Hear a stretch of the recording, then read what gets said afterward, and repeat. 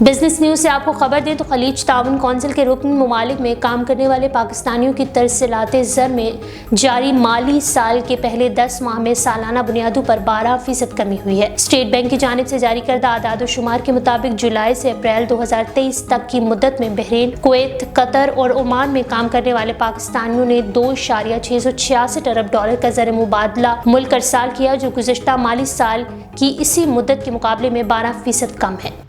وفاقی وزیر تجارت سید نوید قمر نے پاکستان اور روس کے درمیان تجارت کو فروغ دینے کے لیے بڑا اقدام اٹھا لیا۔ پاکستان اور روس کے درمیان باضابطہ یونیفائڈ سسٹم ٹیرف ترجیحات معاہدہ طے پایا۔ دونوں ممالک الیکٹرانک ایکسچینج کے تحت تجارتی دستاویزات کا تبادلہ کر سکیں گے۔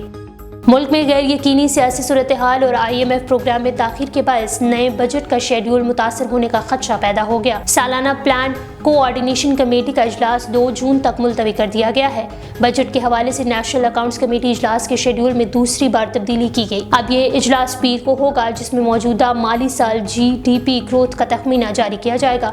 IMF سے معاہدہ مشکلات کا سامنا ہے۔ ملک میں ڈالر تقریباً $300 تک پہنچ چکا ہے، جبکہ پیٹرول کی قیمت بھی تاریخ کی بلند ترین سطح پر ہے۔